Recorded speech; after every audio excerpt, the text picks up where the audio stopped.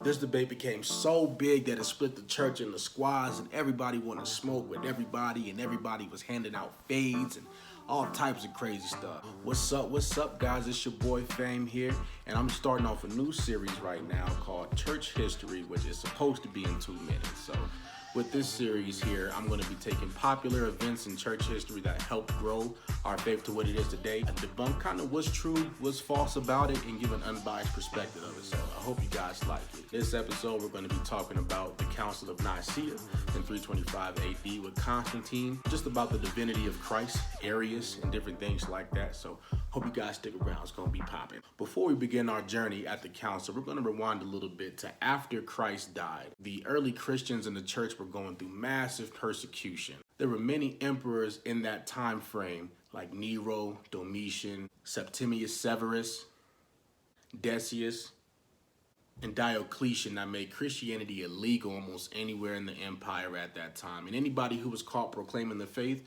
was either put to death or exiled. The emperors at this time looked at Christianity as a political threat because Christians at this point would rebel against anything that would go against the Orthodox religion, which means that they would refuse to serve any of the gods of the pagans in that land in that time. And the Romans feared that this would lead to rebellion. If you were caught being a Christian, you were given two options: either to denounce your faith right there on the spot, or you would die a horrible death, getting fed by lions, being burned at the stake, being boiled in hot oil. Being a Christian could cost you your whole life. But during some time in the Diocletian era, here comes Constantine. Imagine going through and having your family being slaughtered for a belief, and here comes this guy who comes in who's kind of rocking with it. Like, his theology ain't really all that, but he's rocking with Christianity, and Constantine is the guy that's going to end, you know, all the problems, all the running and the hiding that you're going through. And that's exactly what Constantine did. But in the process, Constantine started reversing some of the laws that made Christianity illegal, and also started to allow Christians to rebuild their places of worship. So boom, we move forward. Constantine understands how important it is if he wants to make the church the cement of the empire. It was really important for the church all to be together in one unit. But there was a whole bunch of beef stirring up in the church in the East, so much that Constantine felt like he had to step in and sort it out.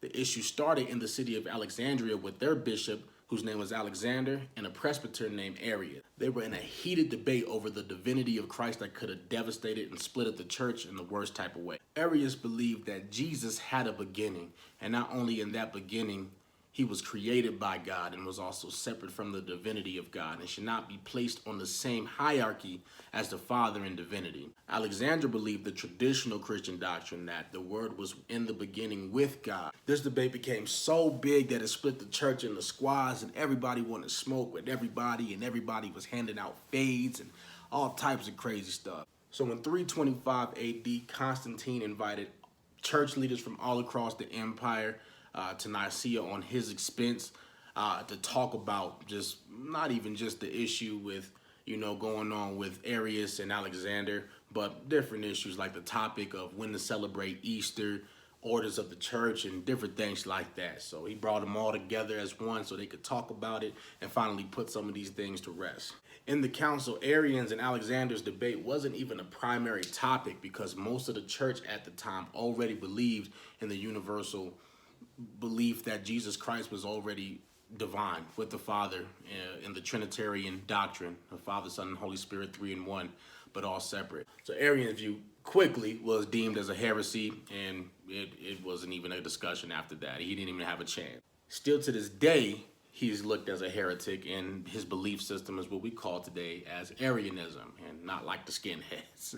So after a few days of going back and forth on these topics, the church finally came to a resolution to a lot of the things that they were debating about. And the council of this time then created a creed that would pretty much protect the church from anything that was heresy against the divinity of Christ, which I'm not going to read that whole thing. It's mad long, but you can Google it. Pretty much letting you know that Jesus Christ was with God in the beginning. He is divine. He was always with God. He was never created. He came down, and only through him may you have, salvation. So no, sir, Jesus was not created as an identity, as a divinity, as a whole at the Council of Nicaea. Nothing was created about Jesus at this council. The New Testament wasn't created at this council. There's no proof that Arius was black, nor was his argument that Jesus shouldn't receive any praise as a divine God at all. It wasn't the case. But this is it. This has been church. I don't know how many minutes this has been with Dom, but I appreciate you guys rocking with me today. If you guys got any topics that you guys would like for me to discuss, please drop them on below. I'll get to them when I can. I love talking church history with you guys. Like, share, comment, subscribe, and I appreciate you guys. You guys have a good one.